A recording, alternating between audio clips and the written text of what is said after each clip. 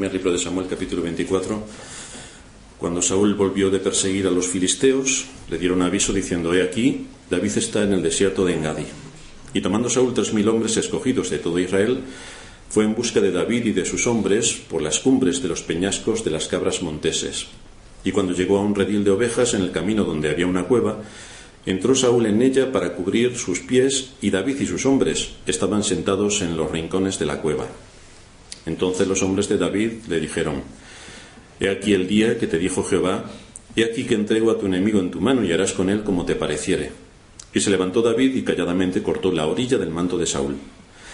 Después de esto se turbó el corazón de David porque había cortado la orilla del manto de Saúl, y dijo a sus hombres: Jehová me guarde de hacer tal cosa contra mi señor, el ungido de Jehová, que yo extienda mi mano contra él, porque es el ungido de Jehová. Así reprimió David a sus hombres con palabras, y no les permitió que se levantasen contra Saúl.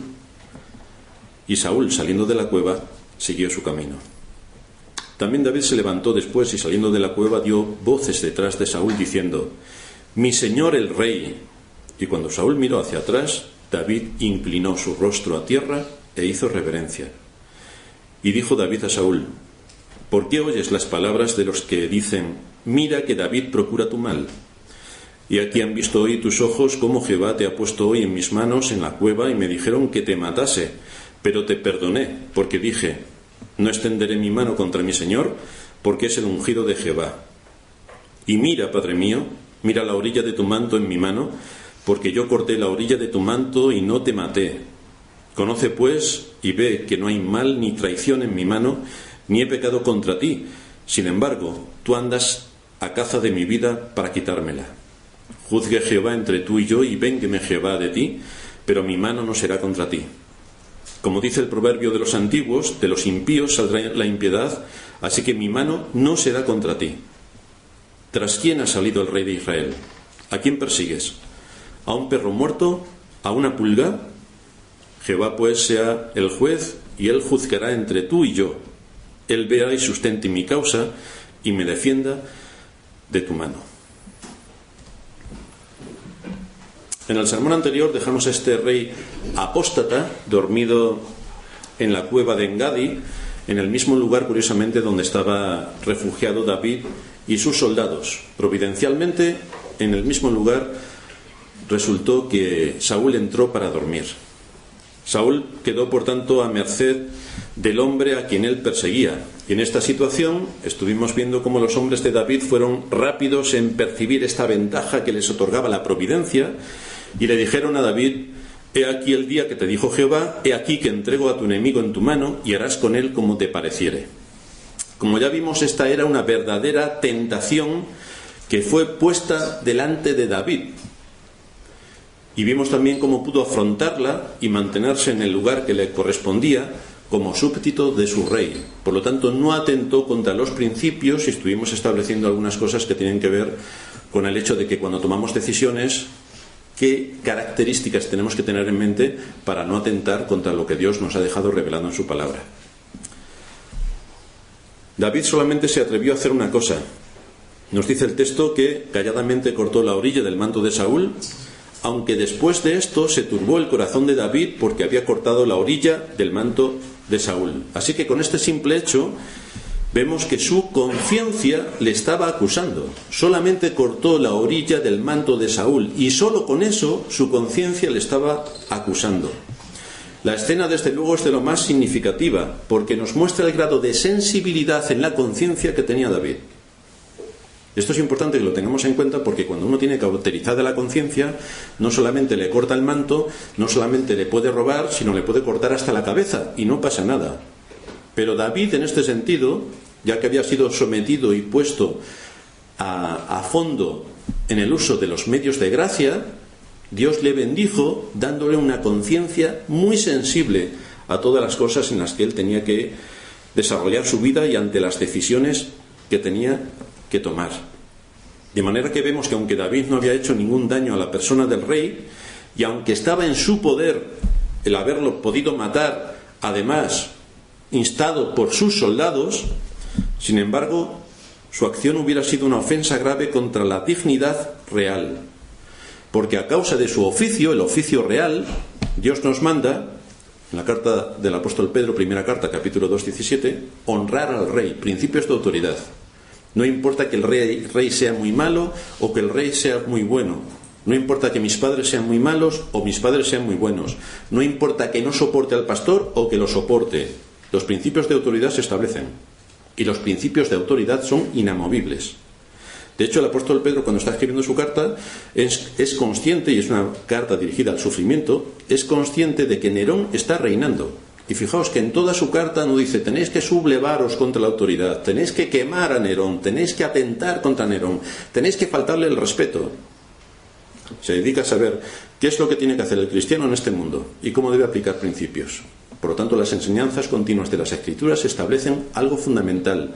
Los principios de autoridad se respetan, sí o sí, en todos los niveles de la sociedad humana.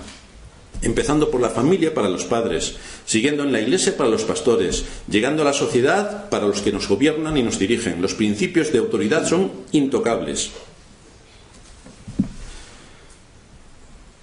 Lamentablemente estamos viviendo en unos tiempos en que una gran cantidad de personas, y a nivel social está la invasión que nos invade, actúan tal y como nos define Judas en el versículo 8.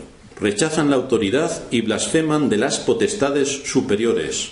Hay un rechazo a la autoridad continuo. Los hijos rechazan la autoridad de sus padres, los miembros de la iglesia hacia sus pastores, no os quiero ni contar, y hacia los poderes políticos y los gobernantes, esto ya es el descalabro total. Ese es un síntoma manifiesto de impiedad. A mayor impiedad, más se da este tipo de circunstancias, de atentados contra los principios de autoridad.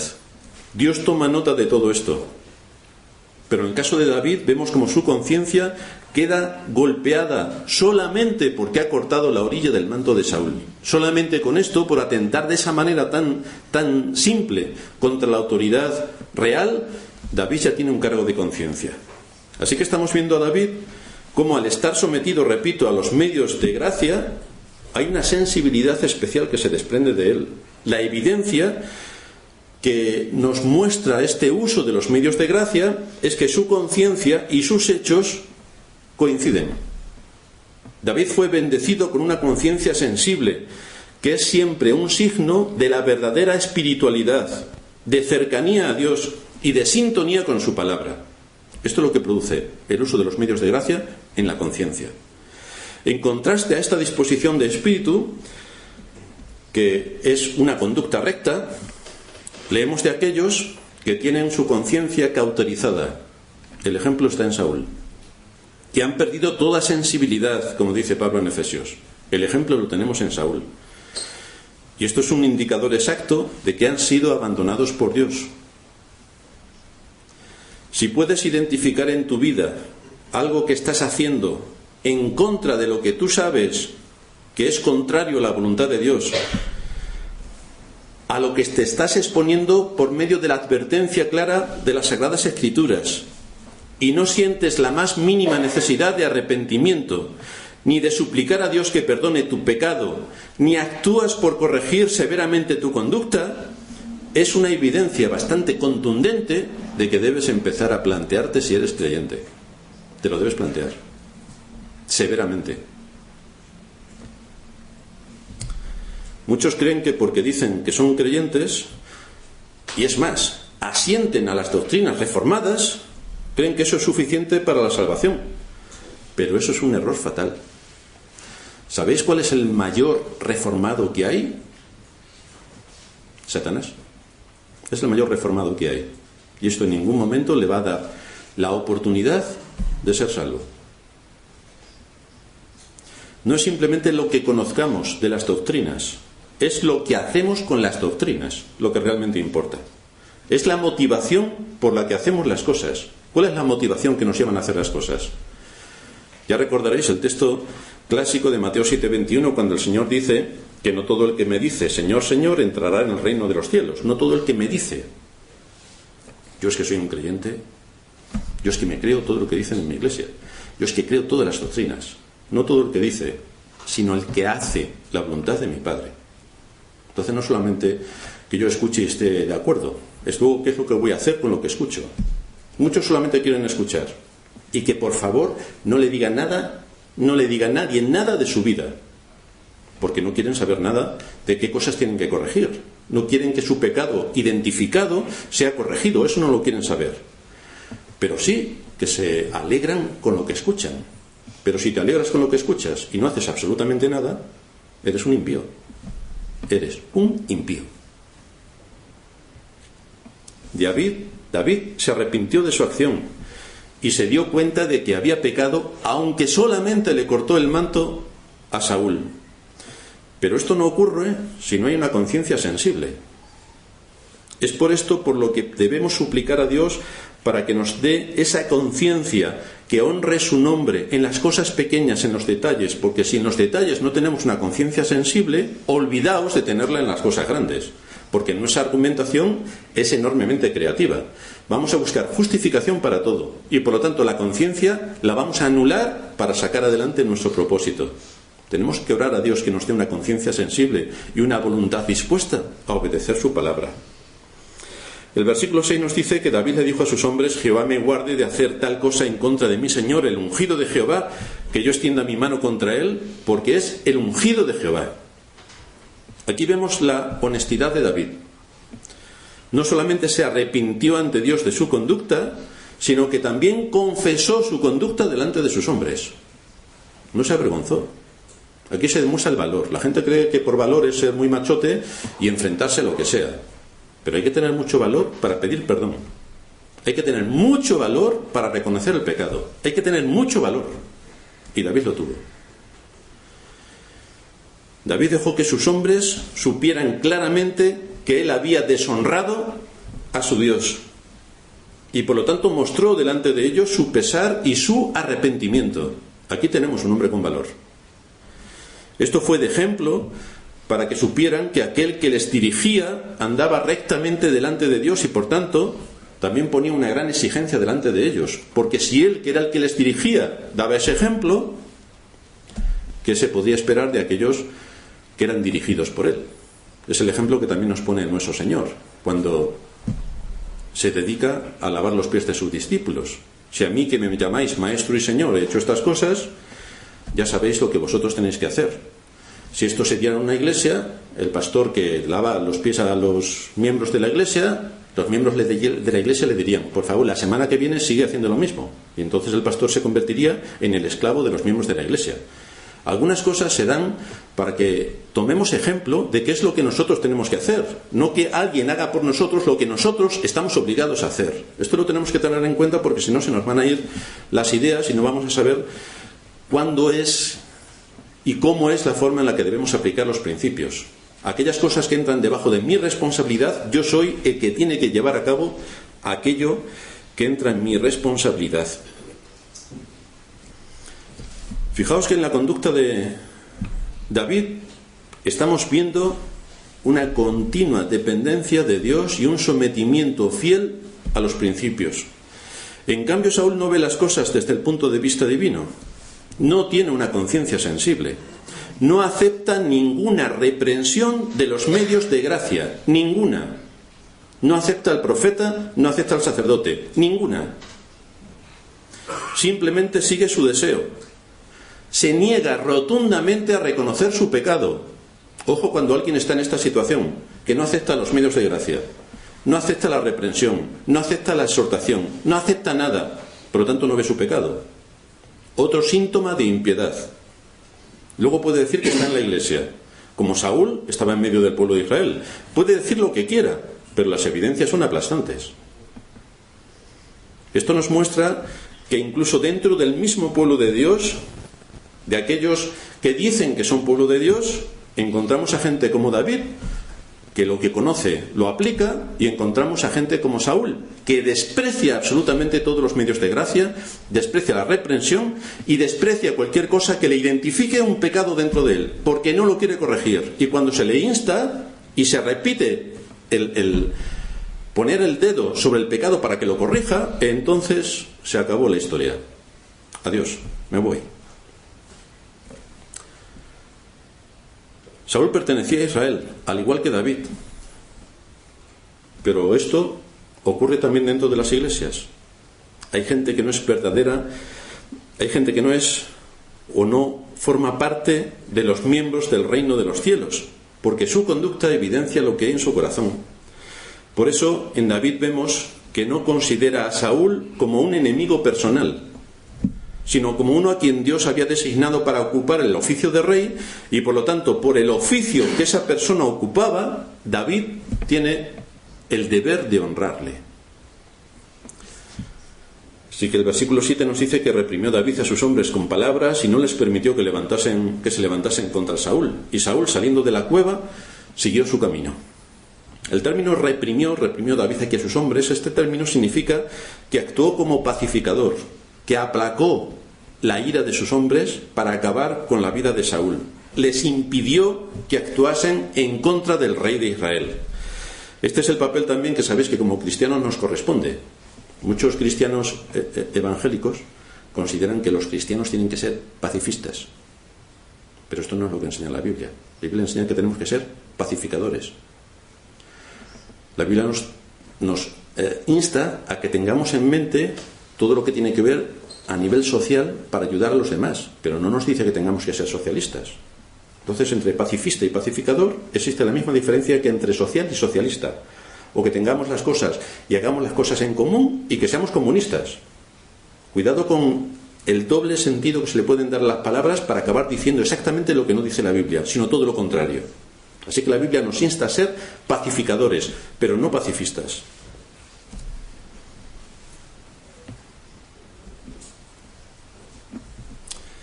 La primera palabra que aparece en este versículo, así, quiere decir de esta manera, por lo que acaba de decirse, por lo que acaba de ocurrir, David instó a sus hombres a aplacarlos, a que no tomasen la justicia por su mano. David había honrado a Dios al llamarle la atención a sus hombres, recordándoles que Saúl era el ungido de Dios, y ahora el Señor honraba a David haciendo que su confesión honesta delante de sus hombres tuviese un impacto, y es que sus hombres evidentemente obedecieron lo que David les estaba exponiendo. De este modo, mediante la restricción del mal, David hizo que sus hombres también devolviesen bien por mal a aquel que les estaba haciendo mal por mal. Una vez conseguido que David dominase el instinto de sus hombres, nos dice el texto que Saúl, saliendo de la cueva, siguió su camino. Y lo que resalta aquí es que este hombre no tuvo ni la menor idea del peligro que le había amenazado mientras dormía. El rey se despertó, se levantó y se fue de la cueva sin más. Esto nos muestra con qué frecuencia hay solo un paso entre nosotros y la muerte, y no lo sabemos. Y no lo sabemos. Despiertos o dormidos, nuestros tiempos están en las manos de Dios. Muchos se acuestan a dormir, mucha gente se habrá acostado anoche a dormir y hoy ya no se ha despertado. Se han ido. Por tanto, tenemos una nota de advertencia. ¿Tienes en cuenta, cuando llegas a tu cama, si estás en paz con Dios por si esa misma noche te llama? Si eres un verdadero creyente, podrás elevar tu oración confiadamente a Dios como el salmista, diciendo: en paz me acostaré y asimismo dormiré, porque tú solo, oh Señor, me haces vivir confiado. Claro que los jóvenes pueden pensar: yo, como estoy perfecto de salud, esta noche no me muero. Puede que lo piensen. Pero también deben recordar que caen meteoritos, o que cae el resto de un satélite, o que hay accidentes de avión que caen sobre las casas, o que hay un rayo que pasa por nuestra habitación, o que se cae una viga del techo, o cualquier otra causa accidental, y esa persona, a pesar de ser joven, no va a ver la luz del día. Y como este caso, esta noche seguramente habrá habido muchos jóvenes que han muerto. ¿Y qué podemos decir de los mayores? A partir de ciertas edades, el riesgo de que no se levanten al día siguiente es elevadísimo. Cuantos más años vamos cumpliendo, mayor es el porcentaje de posibilidades de que mañana no amanezcamos. ¿Puedes unir tu oración al salmista con confianza en que descansas en Dios y esperas en Él, sea lo que sea que ocurra? ¿Estás preparado cuando te vas a la cama por si no te vas a levantar más? ¿Estás preparado? Hay un gran contraste entre los justos y los impíos. Unos son guardados para la gloria eterna y los otros están reservados para el fuego eterno. Y esta es la diferencia que encontramos entre David y Saúl. Esta es la diferencia entre el creyente y el impío. Y ojo que los dos están dentro del pueblo de Israel, pero los dos no son creyentes.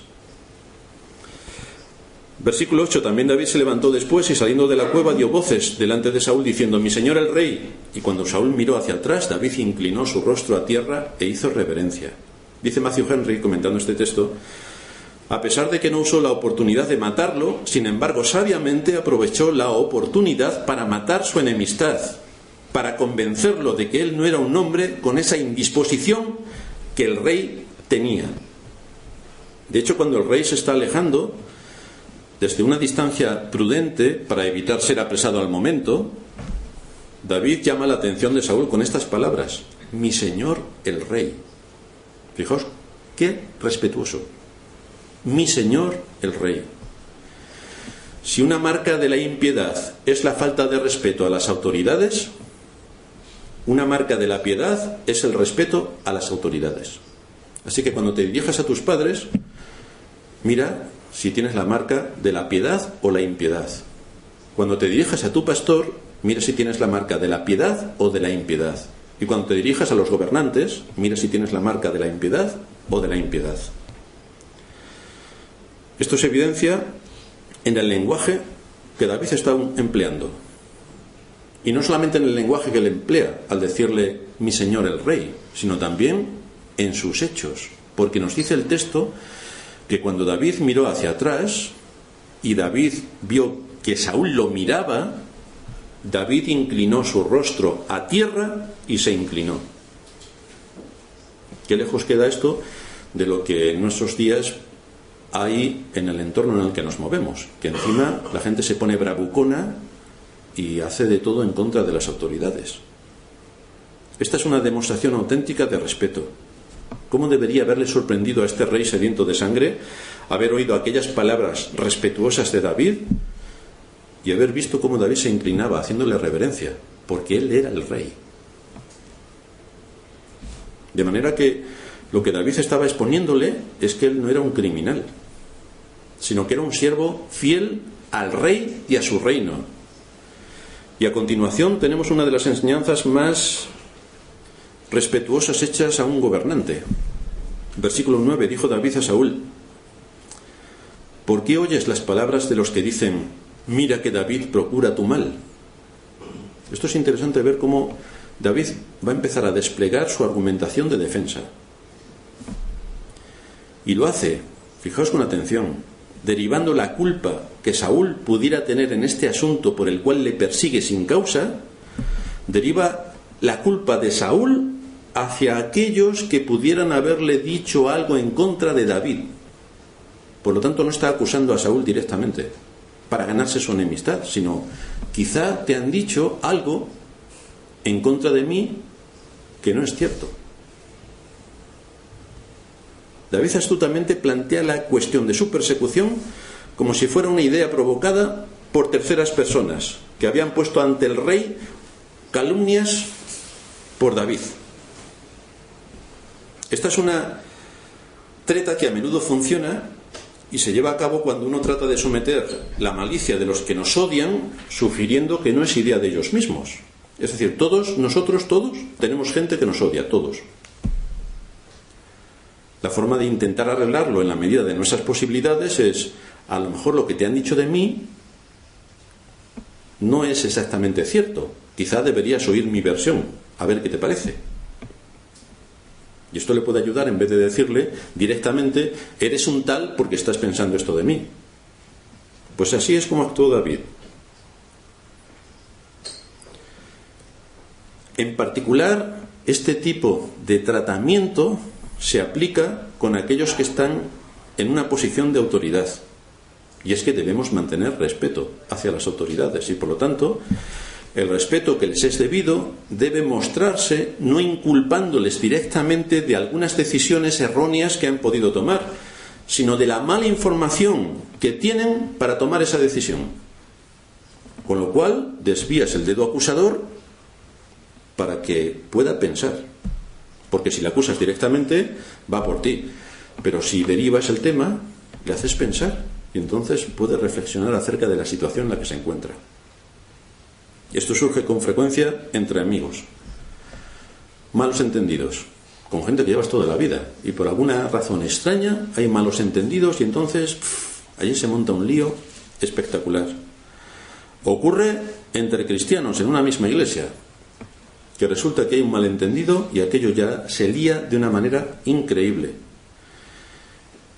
Por lo tanto, esta es una enseñanza que nos muestra aquí la Escritura para mostrarnos la necesidad que tenemos de tener un espíritu como el de David hacia Saúl para promover la reconciliación, porque estamos obligados a ser pacificadores. Entonces, en la medida de nuestras posibilidades, vamos a ver cómo podemos enfocar el tema desde otra perspectiva para sacar un beneficio para todos, porque aquí no se trata de que estamos en guerra, sino de cómo podemos apaciguar los asuntos para poder seguir trabajando y para poder seguir prosperando. Versículo 10: aquí han visto hoy tus ojos, como Jehová te ha puesto hoy en mis manos en la cueva, y me dijeron que te matase, pero te perdoné, porque dije, no extenderé mi mano contra mi Señor, porque es el ungido de Jehová. Es más que interesante el que veamos la forma en la que David presenta su alegato de defensa. En primer lugar, encontramos que David se abstiene de reprocharle algo a Saúl. Saúl, no haces más que perseguirme, eres un... No, nada. No le reprocha nada. Por lo tanto, está buscando la pacificación.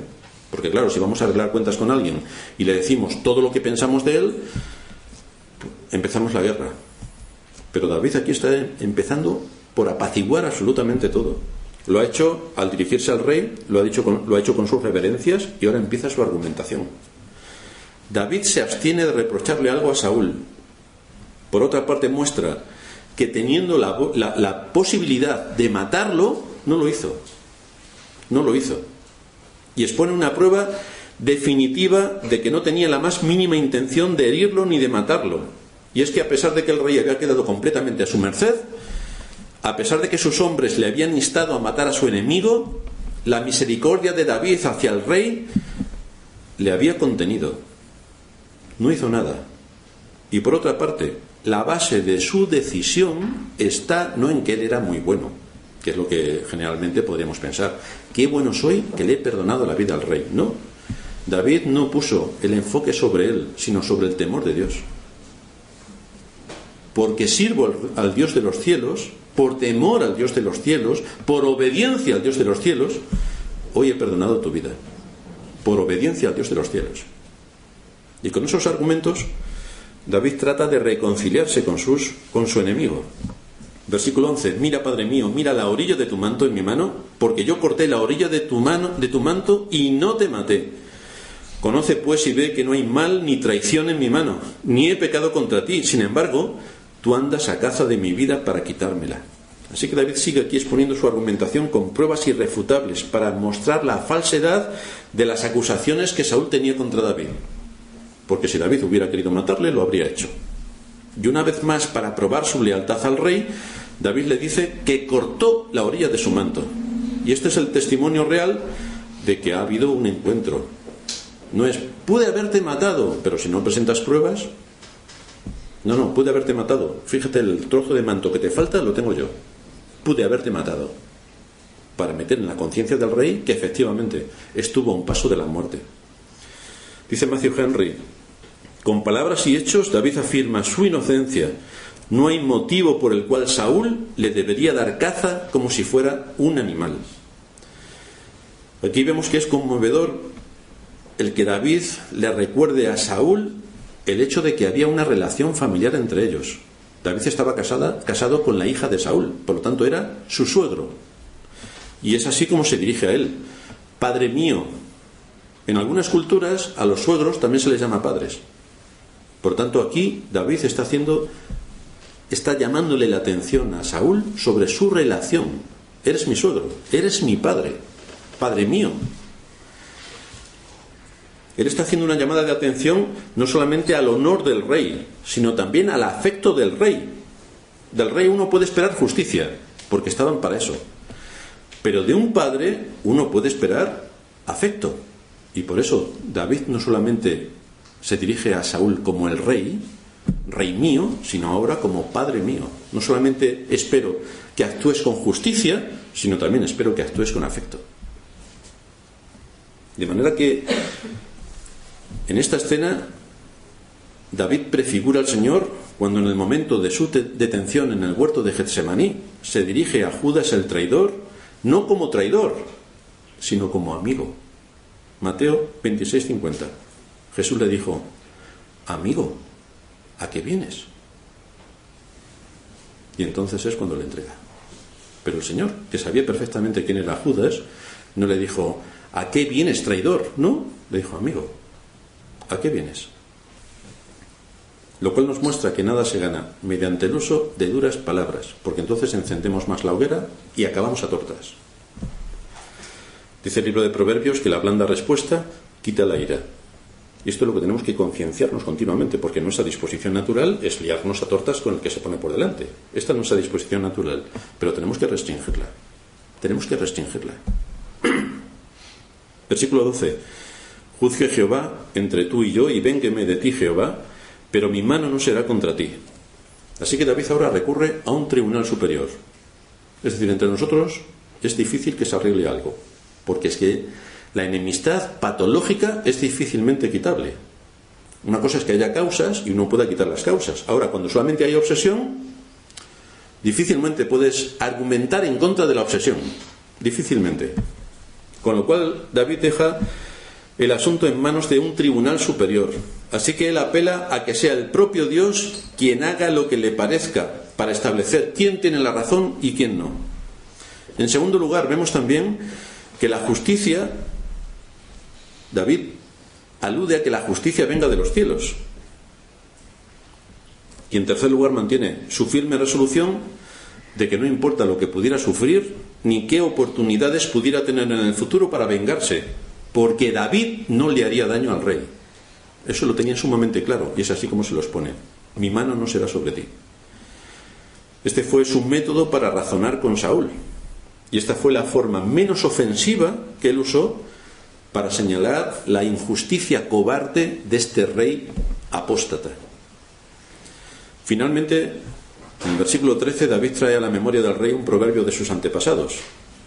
Dice: de los impíos saldrá la impiedad.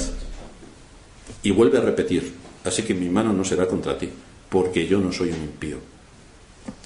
Si Saúl fuese un poco inteligente, hubiera deducido que el proverbio iba contra él, porque evidentemente era un impío y lo único que hacía era impiedad.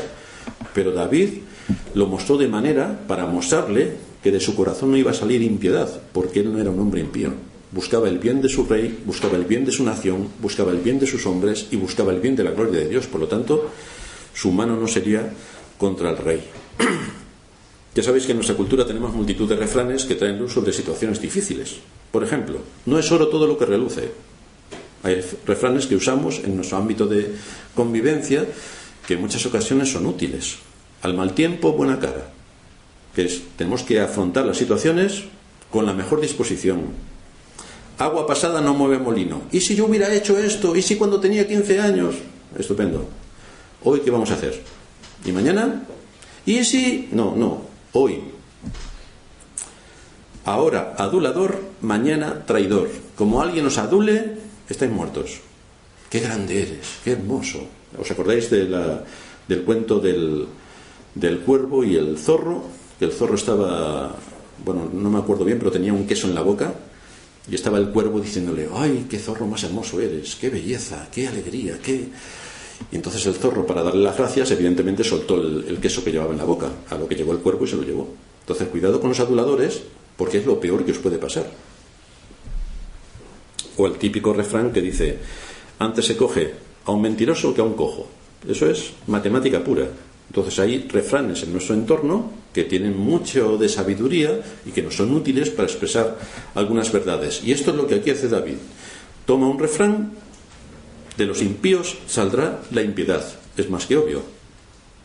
Saúl, ¿has oído? Pero yo no soy un impío. Deduce lo que sigue.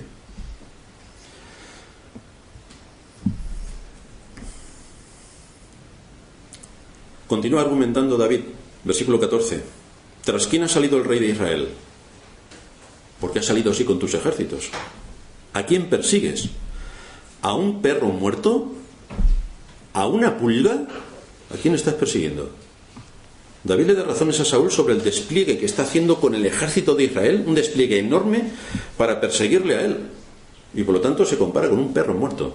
O sea, todo este despliegue de tu ejército para perseguir a un perro muerto. ¿No ves que no tiene sentido lo que estás haciendo? Lo que está evidenciándole es qué es lo que hay en tu mente. Estás persiguiendo a una pulga. Es como aquel refrán también que dice que no se pueden matar moscas a cañonazos. Es decir, si tenemos que matar una mosca, un cañón no es la mejor arma. Y esto es lo que aquí está diciéndole, en definitiva, David. Versículo 15. Jehová pues será juez y él juzgará entre tú y yo. Él vea y sustente mi causa y me defienda de tu mano.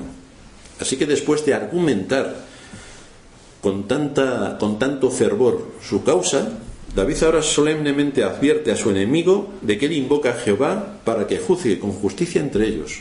Y ahí se acaba toda la historia.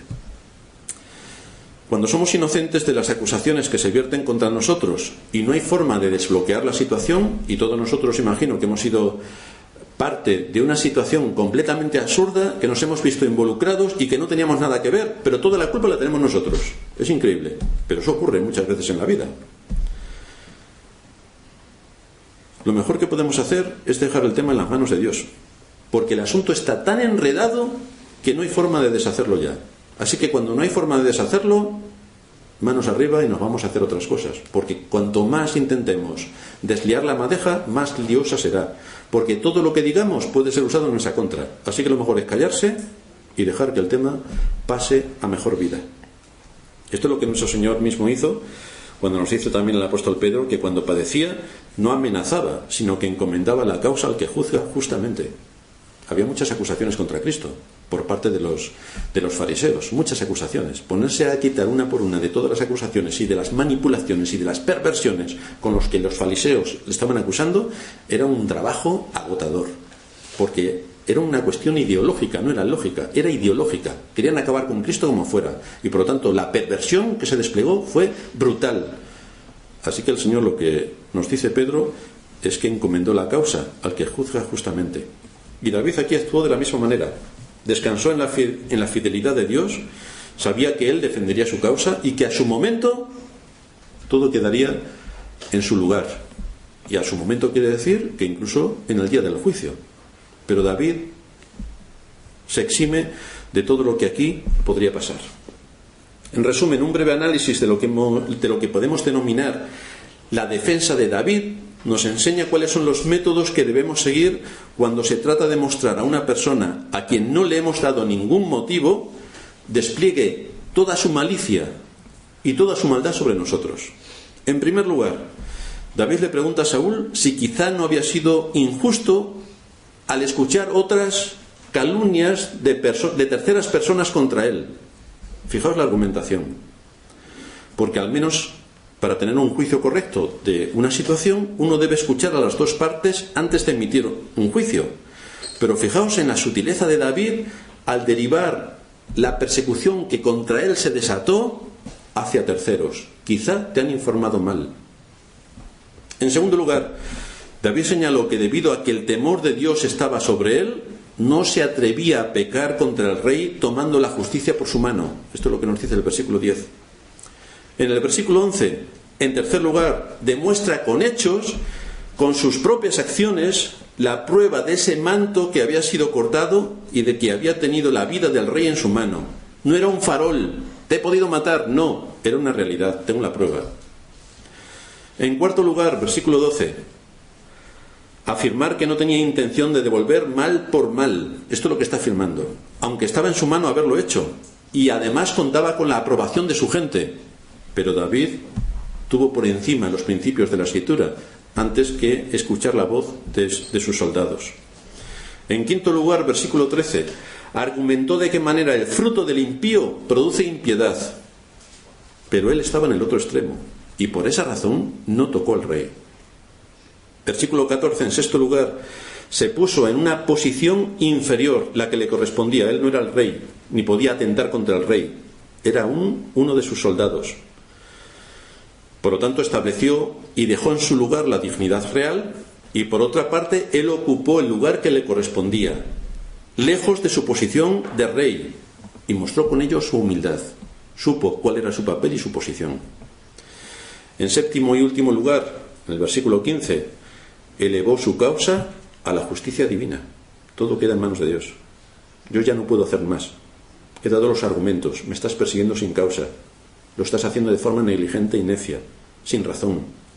Dejo el tema en las manos de Dios. Pero la venganza no es mía. Así que aquí tenemos un excelente manual de actuación para cuando estemos en situaciones semejantes y seamos perseguidos sin causa, seamos acusados sin causa. Es un asunto de la providencia, donde nosotros no hemos interferido en nada, como es el caso de David. No interfirió en nada y encima tuvo el enojo y la ira del rey. Por lo tanto, solamente nos queda esperar en Dios y a la vez tomar buena nota de lo que nos está pasando, a fin de aprender la lección que nos está mostrando este asunto providencial, y que sin duda tiene que ver con nuestra formación, con nuestro desarrollo, con nuestra madurez y con el servicio que debemos llevar a cabo en el reino de Cristo en medio de nuestra generación. Estas son cosas muy difíciles de hacer, pero son cosas en las que tenemos que trabajar, porque desarrollando en medio de situaciones así nuestras capacidades, podremos ayudar a otros y a nosotros mismos a ser pacificadores en medio del pueblo en el que Dios nos ha puesto. Vamos a terminar en oración.